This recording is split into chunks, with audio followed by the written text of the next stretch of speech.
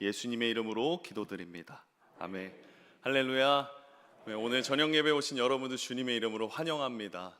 오늘부터 요한일서 강해를 함께 나누려고 합니다. 먼저 이 요한일서는 어떤 성경이고 또 왜 요한일서를 선택했는지 말씀드리고 싶습니다. 이 사도 요한은 당시에 이 거짓된 논리들로 어려움을 겪는 교회를 보게 되었습니다. 그러면서 그리스도인들이 그 예수님과의 바른 관계 안에서 그 어려움을 지혜롭게 지나갈 수 있도록 돕기 위해서 편지를 기록했습니다. 그 편지 중에 하나가 요한일서입니다. 요한은 그들에게 세상 속에서 진정한 그리스도인이 어떤 존재인지, 또 그리스도인들은 세상에서 무엇을 해야 하는지, 또 그리스도인들이 이 험하고 거짓이 난무하는 이 세상 속에서 어떻게 살아갈 수 있는지 알려줍니다. 한마디로 이 요한일서는 예수 그리스도를 증거하는 편지이기도 하지만 더 나아가 사도 요한뿐만 아니라 예수님을 그리워하는 그리스도인들을 위해서 기록되었습니다.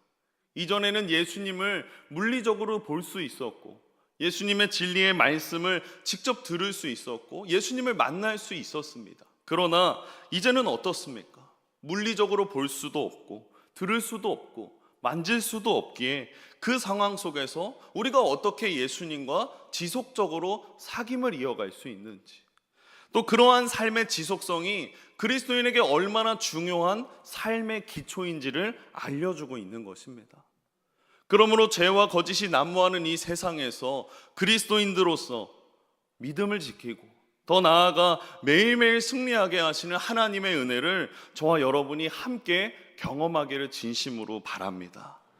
여러분, 우리가 세상을 살다가 어렵고 뭔가 힘든 일이 생길 때 어떻게 말합니까?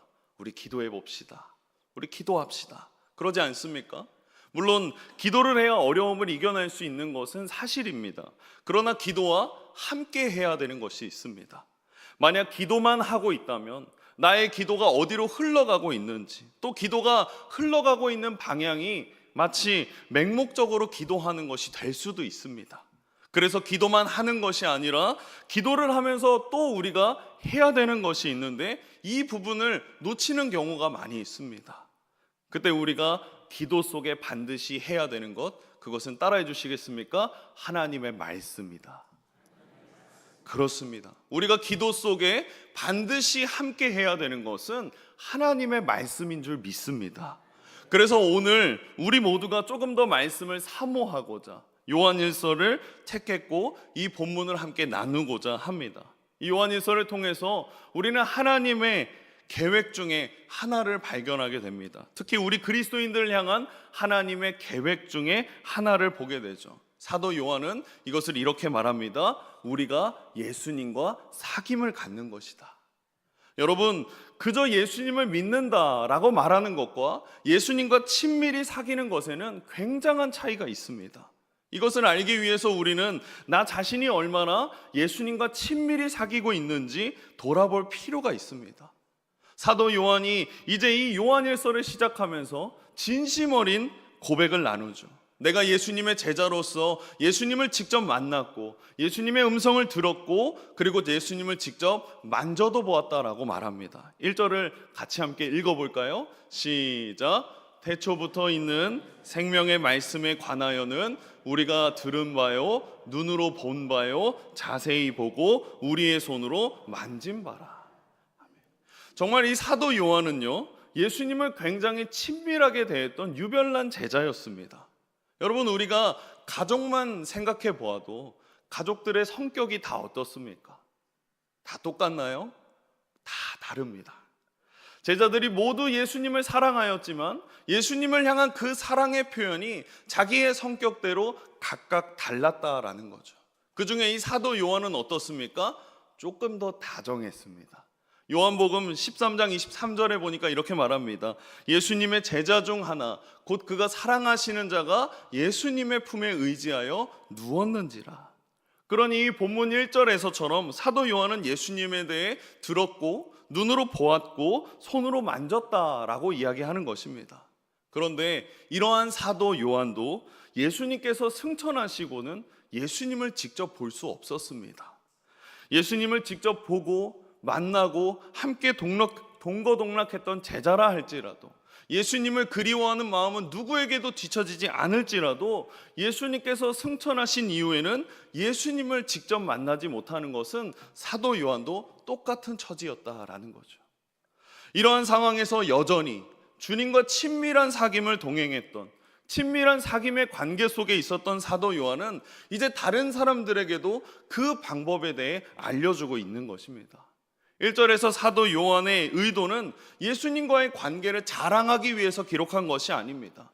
그러니 요한일서를 읽는 모든 사람들도 다 자기처럼 예수님을 그렇게 친밀하게 사귈 수 있다는 것을 말하기 위해 기록했다라는 거죠. 오늘 본문 말씀 3절 말씀을 같이 읽어보겠습니다. 시작. 우리가 보고 들은 말을 너희에게도 전함은 너희로 우리와 사귐이 있게 하려 함이니 우리의 사귐은 아버지와 그의 아들 예수 그리스도와 더불어 누림이라. 여기서 이 사도 요한이 우리와 함께 사귀자고 하는 것은 단순하게 친교를 목적으로 말하는 것이 아닙니다. 내가 누리고 있고 내가 예수님과 친밀하게 교제하고 있는 것을 모든 사람들과 함께 나누고 싶다는 것입니다. 오늘 이 시간 우리들에게도 사도 요한이 간곡하게 권면하고 있는 부분이죠. 여러분은 정말 주님과 깊은 사귐 속에 거하고 계십니까? 아니, 정말로 주님과 깊은 친밀함을 지속적으로 누리시기를 간절히 원하십니까? 이 질문 속에서 우리는 우리의 신앙을 한번 점검해 볼 필요가 있습니다. 흔히 예수님을 믿는 사람은 어떤 사람입니까? 라고 말한다면 보통의 사람들은 이렇게 말합니다. 주일에 교회에 가는 사람이요, 또 자기 속에서 종교 칸에 기독교라고 쓸 수 있는 사람, 또는 하나님이 나를 구원하시기 위해서 예수 그리스도를 보내셨음을 믿는 사람, 또는 성경을 좀 읽어봤거나 세례를 받은 사람, 그러면 예수님을 믿는 사람이라고 보통은 그렇게 말할 것입니다. 그런데 성경을 보니까 저는 그렇지 않을 수도 있음을 보게 되었습니다. 여러분, 이런 생각 해보셨습니까? 예수님을 믿는다라고 하지만 예수님을 잘 모르는 것이 이상하다라고 생각해 본 적이 있으십니까? 여기서 잘 모른다 하면 예수님이 무엇을 하셨는지 모르는 것이 아니라 예수님과 어떤 친밀한 관계가 없는 것을 이야기하는 것입니다. 예를 들어서 우리가 어떤 연예인에 대해서 얘기할 때 그 사람이 어떤 작품을 찍었고 어떤 광고를 찍었다고 말하지만 그 사람을 안다라고 말할 수 있습니까? 아닙니다. 그럴 수 없습니다. 그 사람과 아무런 관계가 없기 때문입니다. 그 연예인과 밥 한번 먹었다고 해서 서로 안다고 말할 수도 없습니다. 밥 한번 먹은 것 가지고 친밀한 관계가 성립될 수 없기 때문입니다. 그러나 지속적인 만남이 있고 서로의 생각을 공유하고 서로의 생각으로 영향을 주고받는 사이라면 우리는 분명히 서로 아는 사이라고 말할 수 있습니다. 이는 서로의 생각을 공유하고 서로의 영향을 주고받는 것이므로 오늘 본문에 나오는 사도 요한의 표현처럼 사귐이라고 말할 수 있다라는 거죠. 이처럼 친밀한 사귐이 있을 때 우리는 서로를 신뢰하는 믿음을 가지게 됩니다. 그러므로 믿음과 사귐은 따로 갈 수 없는 것입니다. 그럼 어떤 사람이 예수님을 믿는 사람입니까? 라고 생각해 본다면 저는 분명히 말할 수 있습니다. 예수님과 사귐이 있는 사람, 예수님의 영향을 받는 사람, 예수님을 믿는 사람은 예수님과 친밀한 관계가 형성되기 때문입니다. 그것도 자연스럽게요. 제가 신학대학원에서 감리교 교리에 대해서 배울 때 그 교리를 알려주시는 교수님께서 이런 질문을 하셨습니다. 얘들아, 교리를 믿는 사람, 교리를 정말 잘 아는 사람, 그 사람은 예수님을 믿는 사람일까? 아닐까? 저는 그 질문 속에 진지하게 고민했던 적이 있습니다. 제 생각에 분명히 교리에 대해서 잘 안다면, 분명히 성경도 읽었고 예수님 때문에 구원받았음을 믿지만 그 대상의 삶은 어떨까? 그 대상의 삶을 보면서 판단할 수 있지 않을까? 그렇게 고민했었습니다.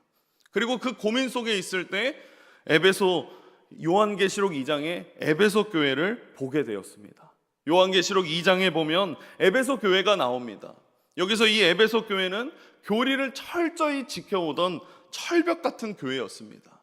에베소 교회가 온갖 세상 공격에도 교회를 지키고 살아남은 교회였죠. 이들은 이단, 즉 거짓 교사들과 싸워서 교리를 지켜낸 교회였기 때문입니다. 그래서 예수님이 이렇게 칭찬하셨습니다. 2절과 3절 말씀입니다. 내가 내 행위와 수고와 내 인내를 알고 또 악한 자들을 용납하지 아니한 것과 자칭 사도라 하되 아닌 자들을 시험하여 그의 거짓된 것을 내가 드러낸 것과 또 내가 참고 내 이름을 위하여 견디고 게으르지 아니한 것을 아노라. 그런데 이 에베소 교회를 향해서 주님은 그 다음 구절에 무서운 경고를 하십니다. 4절과 5절입니다. 그러나 너를 책망할 것이 있나니 너의 처음 사랑을 버렸느니라. 그러므로 어디서 떨어졌는지를 생각하고 회개하여 처음 행위를 가지라. 만일 그리하지 아니하고 회개하지 아니하면 내가 내게 가서 내 촛대를 그 자리에서 옮기리라. 촛대를 옮겨버리겠다라고 말씀하시는데 어떤 것을 버렸기 때문이라고 말씀하십니까? 처음 사랑을 버렸다. 에베소 교회 안에 사랑이 없는 것입니다. 교리적으로 훌륭하고 지식적으로 완벽합니다. 그런데 에베소 교회 안에 사랑이 없다라는 것입니다. 그러니 교회를 철벽처럼 지키고 정통적인 교리를 지키는 것도 별로 자랑할 것이 아닙니다. 정말 자랑할 것이 있다면 무엇을 자랑해야 됩니까? 사랑이 있음을 자랑해야 합니다. 그런데 이 사랑이 어디서부터 샘솟는 것이냐라고 묻는다면 예수님과의 친밀함, 예수님과의 사귐에서 흘러나오는 것입니다. 요한복음 17장 3절 말씀에 이렇게 말합니다. 우리 같이 한번 읽겠습니다. 시작. 영생은 곧 유일하신 예수 그리스도를 아는 것이니이다. 여러분, 영생이란 우리가 천국에서 영원히 사는 것도 맞습니다. 그러나 사도 요한이 말하는 영생은 예수님을 아는 것입니다. 여기서 안다라는 것은 지식이 아니고 사귐을 말하는 것입니다. 예수님과 친밀한 관계를 말하는 것입니다. 여러분의 마음속에 정말 예수님이 와 계십니까? 예수님과 친밀한 교제가 일어나고 계십니까? 그렇다면 이미 영생을 소유한 사람입니다. 그 사람은 자연스럽게 이 땅에서 천국을 영원히 누리며 살아가는 것입니다. 그런데 만약 예수님과 사귐이 없다면 나 자신의 신앙에 대해서 진지하게 고민할 필요가 있습니다. 오늘 본문 3절 뒷부분을 보십시오. 우리의 사귐은 아버지와 그의 아들 예수 그리스도와 더불어 누림이라. 우리가 이제 가족관계 또는 교회 안에서 형제 자매와의 관계를 맺을 때도 그 모든 기본에는 예수님과의 관계가 있는 것입니다. 이 말씀은 곧 부부관계, 부모관계, 형제 자매 관계, 모든 관계들이 예수님과 함께하는 사귐에서 비롯된다는 것입니다. 그러니까 혹시 서로 뭔가 싸우게 되었을 때 서로의 잘잘못을 따지는 것도 중요할 수 있습니다. 그렇지만 잘못을 따지기만 하고 그렇게 끝나면 관계에 문제가 생길 것입니다.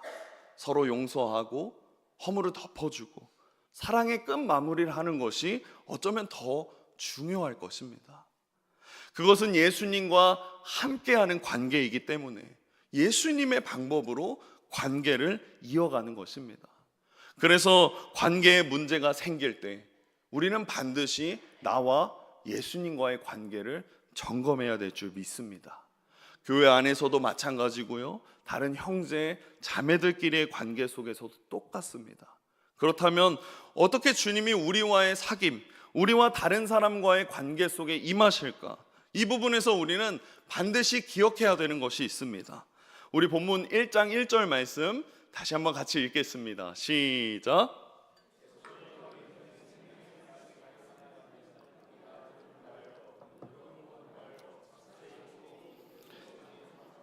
그렇습니다. 사도 요한이 오늘 본문 말씀에서 이렇게 말해줍니다. 하나님의 말씀을 듣고 보고 손으로 만지는 것처럼 경험하라는 거죠. 여기서 이 사도 요한이 말하는 생명의 말씀, 그것은 곧 예수님을 말하는 것입니다. 그렇게 볼 때 사도 요한이 예수 그리스도에 대한 말씀입니다 라고 시작하면 되는 것을 왜 사도 요한이 생명의 말씀이라고 기록했을까요? 우리가 이제 다 예수님을 알게 되는 것은 결국 다 말씀을 통해 알게 되기 때문입니다. 그래서 사도 요한은 말씀과 예수님을 같이 쓴 것입니다. 사도 요한은 예수님을 직접 보았고 예수님의 말씀도 들었고 부활 후에 승천하시는 모습까지 다 지켜봤습니다. 그렇지만 사도 요한도 예수님이 승천하시고 난 다음에는 말씀으로 주님을 만났고 말씀으로 주님과 교제했고 말씀을 통해서 주님과 동행했습니다. 그리고 그 이후에 믿음의 선배들과 오늘날 우리들에게까지 모든 그리스도인들은 예수 그리스도를 말씀을 통해서 알게 되는 것입니다. 누가복음 24장 32절에 보면 엠마오로 가는 두 제자가 나옵니다. 그 두 제자가 부활 후에 예수님을 만나게 됩니다. 그리고 나서 그들이 예수님과 얘기를 나누고 그들끼리 있을 때 이런 고백을 합니다. 그들이 서로 말하되 길에서 우리에게 말씀하시고 우리에게 성경을 풀어주실 때 우리 속에서 마음이 뜨겁지 아니하더냐 하고, 엠마오로 가는 그 두 제자가 부활하신 예수님을 만났는데 제자들이 예수님을 알아봤습니까? 못 알아봤습니까? 못 알아봤습니다. 그때 예수님이 제자들에게 얘들아 나 똑바로 쳐다봐봐, 나 누군지 모르겠어? 라고 말하면 더 쉬웠을 것입니다. 그런데 주님은 그렇게 하지 않으십니다. 주님은 어떻게 하십니까? 모세의 이야기부터 성경을 쫙 풀어주십니다. 그리고 그때 무슨 일이 그들에게 일어납니까? 제자들의 마음이 뜨거워지고 그들이 예수님을 바라보는 눈이 뜨여지게 된 것입니다. 여러분, 주님께서 왜 이렇게 하셨을까요? 이제는 말씀을 통해서 주님을 만날 수 있음을 알려주기 위해서였습니다. 지금 우리의 상황에 예수님이 내 안에 함께 계시는구나, 주님이 내 안에서 말씀으로 역사하시는구나, 주님이 오늘 나에게 주시는 이 소중한 말씀 안에서 주님이 나에게 주시는 어떤 감동이 있다면 우리는 주님을 말씀으로 만나는 인격적인 관계 속에 거하게 되는 것입니다. 사랑하는 성도 여러분, 예수님과 정말 친밀히 사귀기를 원하십니까? 그렇다면 말씀을 보시길 주님의 이름으로 소망합니다. 말씀을 묵상하시길 바랍니다. 여러분이 말씀을 붙잡고 말씀을 통해 주님을 바라보면 여기 있는 모두가 예수 그리스도와 친밀한 사귐 속으로 들어갈 것입니다. 감리교회 창시자인 그리고 믿음의 선배이신 존 웨슬리 목사님은 1738년 5월 24일 올더스케이트에서 로마서 말씀을 듣다가 성령의 충만함을 받았습니다. 기도의 대가였던 조지 뮬러 목사님도 회심하기 전에는 예수님을 거부했습니다. 그런데 어느 날 친구 집에 하루 묵게 되었을 때 그 친구 집은 독실한 크리스천 집안이었습니다. 그리고 그 집에서 가정 예배를 드리고 찬송을 부르고 그리고 기도를 하고 말씀을 읽을 때 조지 뮬러 목사님 안에 은혜와 평안, 정말 말할 수 없는 감동이 뮬러 목사님 안에 일어났습니다. 그리고 하나님이 살아계시고 예수님이 나를 사랑하심을 깨달으며 회심하게 되었습니다. 여러분, 우리 모두가 예수님을 만나게 되고 우리 모두가 주님께 돌아오는 일은 말씀이 그렇게 도와주는 것입니다. 말씀이 우리를 주님과 친밀한 관계로 이끌어 줄 것이며 말씀을 통해서 우리는 예수님과 인격적인 관계로 들어가게 될 것입니다. 오늘 저녁 예배에 저와 여러분이 말씀을 통해서 예수님과 친밀한 사귐의 관계로 들어가길 주님의 이름으로 소망합니다. 제가 신학교를 들어가고 이제 군대를 전역하기까지 저는 예수 그리스도를 믿는 것이 두려운 사람 중에 한 명이었습니다. 왜냐하면 늘 포기해야 되었고 늘 희생해야 되었고 늘 착한 척 해야 됐고 모든 것을 용서해 줘야 했고 늘 나눠주는 것을 기쁨으로 여겨야 되는 것이 참으로 두려웠습니다. 그때까지 저에게는 주님과 친밀한 관계에 대해서 관심도 없었고 그런 걸 권면했어도 무시했었습니다. 그러다 어느 날 이 말씀을 듣고 제 안에 더 혼란스러웠던 적이 있었죠. 고린도후서 13장 5절 말씀입니다. 너희는 믿음 안에 있는가? 너희 자신을 시험하고 너희 자신을 확증하라. 예수 그리스도께서 너희 안에 계신 줄을 너희가 스스로 알지 못하느냐? 그렇지 않으면 너희는 버림받은 자니라. 저는 이 말씀을 듣고 충격받았습니다. 여태까지 열심히 봉사하고 열심히 헌신하고 열심히 주님을 믿는다라고 감동도 받았고 그렇게 열심히 했지만 제 안에 예수님이 없음을 보게 되었기 때문입니다. 정말 예수님을 만나고 싶었고 저도 정말 예수님과 친밀히 교제하고 싶었지만 안 믿어졌습니다. 그렇게 두려움 속에 있을 때 저에게 주님은 말씀을 통해서 일하시기 시작하셨습니다. 말씀을 읽고 또 읽고 매일 읽고 묵상하고 그렇게 일기를 쓰기 시작할 때 제 안에 정말로 놀라운 일들이 펼쳐지기 시작했습니다. 그때 주님이 저에게 이러한 말씀을 주셨었죠. 디모데전서 6장 11절 12절 말씀입니다. 오직 너 하나님의 사람아 이것들을 피하고 의와 경건과 믿음과 사랑과 인내와 온유를 따르며 믿음의 선한 싸움을 싸우라.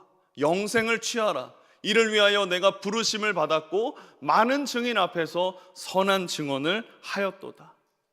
두려움 속에 있던 저를 주님이 부르셨습니다. 오직 너 하나님의 사람아. 그 한마디의 말씀이 저를 놀라운 평강과 놀라운 기쁨으로 이끄셨습니다. 그리고 제 평생에 제 자신의 영적인 실상들이 다 주님 앞에 드러났고 비로소 주님을 나의 구주로 영접하게 되었습니다. 영적인 눈을 뜨게 되었고 이제 모든 삶이 달라지기 시작했습니다. 그렇게 대학원 가운데서 말씀을 통해 더 깊게 만나는 훈련을 시작했고 이제 그 훈련은 평생 있을 것인데 영예교회에서 더욱 깊어지기를 소망합니다. 또한 저와 여러분이 예수님과 더불어 오는 교제 속에서 함께 이어지기를 소망합니다. 여러분 믿음의 거장들, 기도의 거장들, 믿음의 대선배들 모두가 기도에 열심이었고 신실했고 매일의 경건 생활을 성실히 했으며 누구에게도 뒤처지지 않을 만큼 부지런한 삶을 살았습니다. 이건 마치 육체의 한계를 경험하지 못한 사람처럼 그렇게 살 수 있었던, 그들이 그렇게 할 수 있었던 이유가 무엇이겠습니까? 저는 분명히 말할 수 있습니다. 그분들 모두가 주님의 말씀을 담았습니다. 또 담았습니다.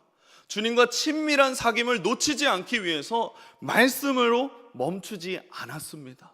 그들이 몇 시간이고 기도할 수 있었던 이유, 그들이 성자와 같은 삶을 살 수 있었던 이유, 그들의 성품이 정말 주님의 성품으로 변할 수 있었던 모든 이유는 주님의 말씀 앞에서 그들이 엎드렸기 때문입니다. 그들은 주님과 친밀한 사귐을 잃게 될까 두려워했습니다. 그리고 그 모든 기적의 원인, 그 모든 삶의 원천은 주님과의 관계였습니다. 여러분, 모세도 그랬고요, 다윗도 그랬고요, 사도 바울도 그랬고요, 사도 요한도, 존 웨슬리 목사님도, 조지 밀러 목사님도 그렇고 지금까지 수많은 그리스도인들에게 영향을 끼친 믿음의 거장들도 말씀 앞에 주님을 믿었고 말씀을 통해서 자신을 굴복시켰고 말씀을 통해서 그들은 순종의 삶을 이어나갔습니다. 기도는 중요하지 않다라고 말씀드리는 것이 아닙니다. 기도를 열심히 해야 할 것입니다. 그러나 말씀이 없는 기도는 불완전하다라는 것을 말씀드리고 싶습니다. 말씀이 없는 기도는 오히려 영적으로 위험할 수 있음을 말씀드리고 싶습니다. 말씀을 통해서 주님과 친밀한 사귐을 하면서 기도한다면 그가 누가 되었든 간에 주님은 그를 통하여 일하실 줄 믿습니다. 여러분과 제가 그리스도 안에서 말씀의 튼튼한 반석 위에서 집을 짓는 저와 여러분이 되기를 주님의 이름으로 소망합니다. 이 요한일서 강해를 준비하면서 제 마음속은 기쁨과 감격 속에 있었습니다. 여러분도 말씀을 그냥 건성으로 넘기지 않기를 바랍니다. 예수님을 만나시길 바랍니다. 그 말씀이 예수님이심을 믿으시길 바랍니다. 예수님을 만나는 사실, 저는 성경 말씀을 통해서 만나게 된다는 것을 뒤늦게 알게 되었습니다. 그러나 뒤늦게 안 만큼 그 뒤로 성경을 읽고 말씀을 통해서 저는 예수님을 만나고 있습니다. 사랑하는 여러분, 성경 말씀을 읽는데 그 말씀이 예수님임을 말씀 앞에 믿음으로 구하시길 바랍니다. 그 믿음이 이루어지는 순간 우리는 정말로 예수님을 인격적으로 만나게 됩니다. 저는 그 기쁨의 사귐 속으로 여러분을 초대하고 싶습니다. 함께 하나님의 말씀 앞에서 주님과 인격적인 관계 속에 거하기를 주님의 이름으로 소망합니다. 말씀을 맺겠습니다. 우리 오늘 본문 3절과 4절 말씀을 같이 읽어보겠습니다. 우리가 보고 들은 말을 너희에게 전함은